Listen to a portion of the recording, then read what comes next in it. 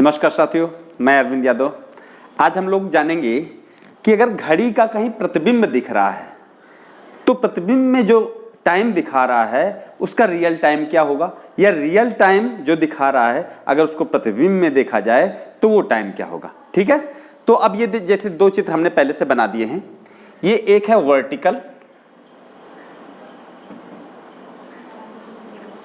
यानी इसमें सामने से कोई प्रतिबिंब रखा जाएगा। ये घड़ी है, उसके सामने एक प्रतिबिंब लगाया गया। अब आपको प्रतिबिंब में देख के टाइम बताना है कब। ये 1 2 3 जो हमने लिखा है ना, ये नहीं लिखा होगा। अगर लिखा होगा तब तो आप जान ही जाओगे, लेकिन अगर नहीं लिखा है तब कैसे बताना है। जैसे घड़ियों में देखा होगा, बहुत घड़ियों में ये नंबर नहीं लिखे रहते हैं, बस ऐसे डॉट डॉट बने रहते हैं। अब लेकिन सब लोग जान जाते हैं टाइम। लेकिन अगर प्रतिबिंब में आया है तो कैसे जानेंगे। ठीक है, तो उसके लिए अगर वर्टिकल इमेज है, ये क्वेश्चन में दिया जाएगा कि लंबवत छवि या लंबवत प्रतिबिंब। ठीक है, तो अगर वर्टिकल इमेज है तो आपको इसमें 11:60 11:60 मतलब क्या? 11:60 कहीं होता है क्या? हाँ, ये 12 बजा है तो 12 बजे में से आपको जो टाइम प्रतिबिंब में दिया, अगर कह रहा है कि एक लंबवत प्रतिबिंब में, एक लंबवत दर्पण में घड़ी का टाइम 4:30 दिखा रहा है। ये प्रतिबिंब में है। कौन सा? ये वाला प्रतिबिंब, ये प्रतिबिंब का टाइम है। ठीक है, तो इसका वास्तविक समय क्या होगा? तो 11:60 इसलिए लिखा जाता है क्योंकि आपको मिनट इधर से लेने पड़ेंगे घटाने के लिए। तो ये आप इसमें घटाएंगे तो 30 इधर बच जाएगा, इसमें 7:30 वास्तविक समय होगा। ठीक है, अब एक चीज और देखेंगे। अगर इसी में हो कि प्रतिबिंब में दिखा रहा है 6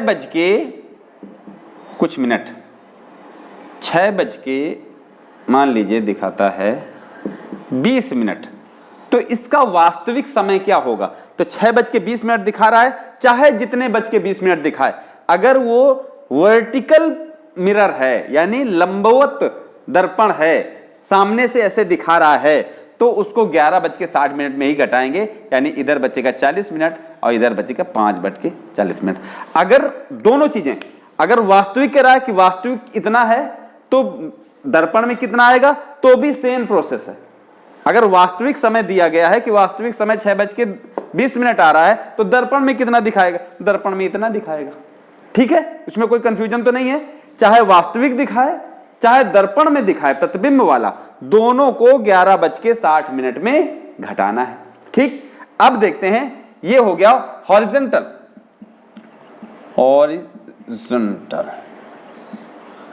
हॉरिजॉन्टल में क्या होता है?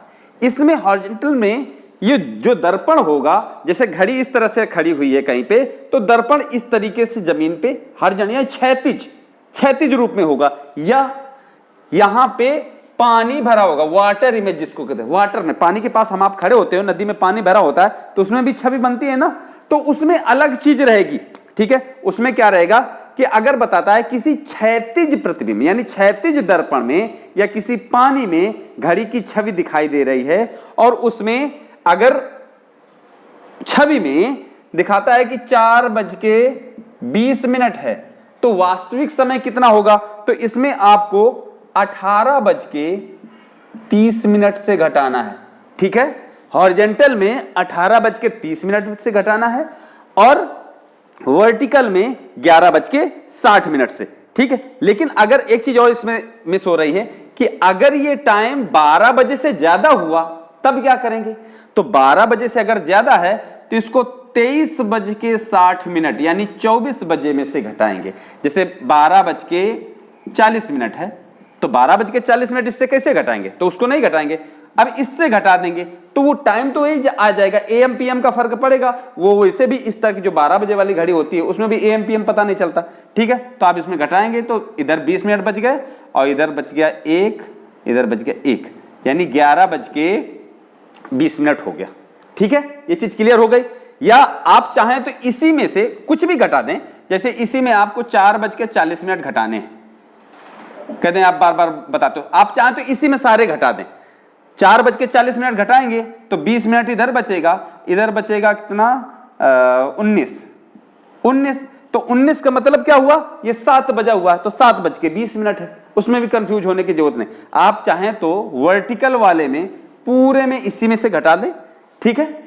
तो इस तरीके से अगर वो 12 के ऊपर आता है तो हम वो निकाल लेंगे ना कि 1 2 3 4 5 कितना बजा हुआ, ठीक।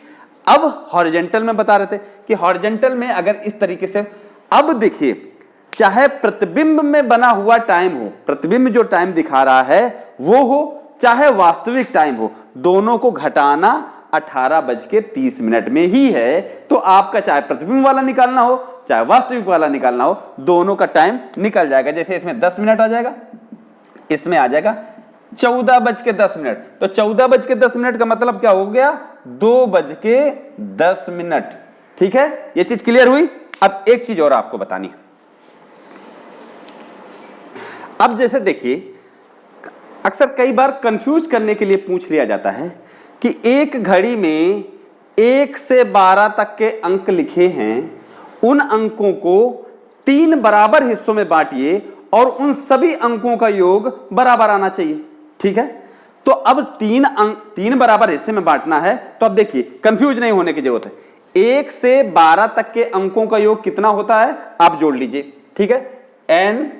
n+1/2 ये फार्मूला है।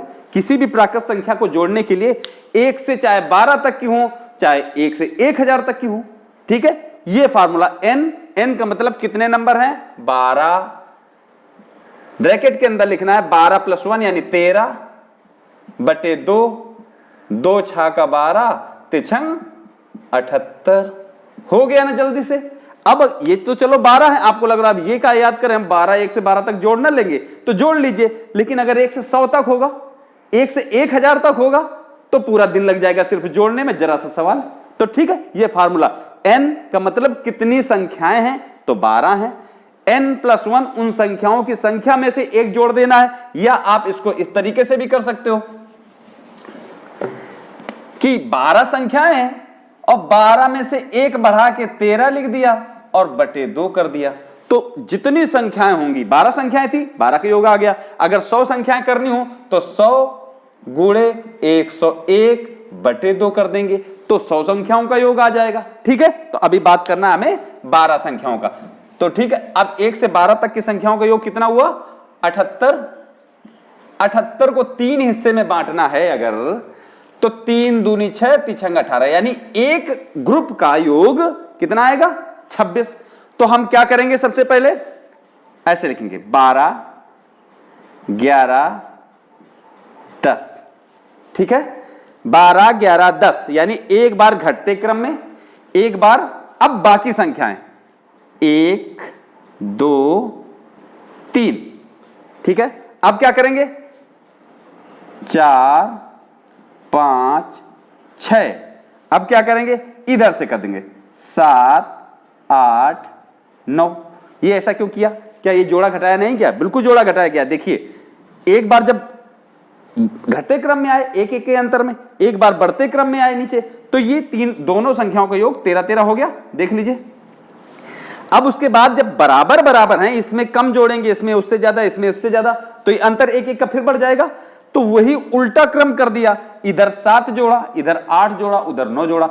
अब इन तीनों का योग आप देख लीजिए, ये 26 आएगा, ये भी 26 आएगा और ये भी 26 आएगा। तो ये बराबर बराबर 3 हिस्सों में बांट दिया, ठीक है। अब अगर यही चीजें और ज्यादा हिस्से में करनी हो, 6 हिस्से में मान लीजिए करना हो, तब क्या करेंगे, तो 12 11 10 9 8 7, ठीक है। अब 7 के बाद से इधर से शुरू कर दीजिए, 6 5 4 3 2 1, क्योंकि योग तो उसका 78 ही आएगा। तो अब उस 78 के 6 हिस्से करने हैं, तो 3 78, एक एक पार्ट का योग 13 13 ना आएगा, ठीक है। ये चीज समझ में आ रही?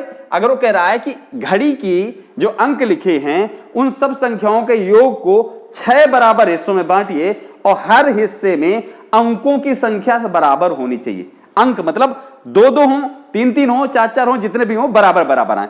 तो ये ट्रिक आप आजमा सकते हो। ठीक है, इसमें भी देखिए 9 4 13, 8 5 13, सब बराबर बराबर तो आएगा। ठीक है, तो ये रही आज की ट्रिक। अब आपको ये चीजें कैसी लगी? अगर आपको लगता है ये अच्छी है, अगर आपके मतलब की नहीं तो आप सब्सक्राइब न करिए, लेकिन जो चीज आपके मतलब की हो उसको आप देखा जरूर करिए। वीडियो पूरा देखिए, उसके बाद आपको उपयोगी लगे तो अपने जानने वालों को शेयर जरूर करिए। Thank you.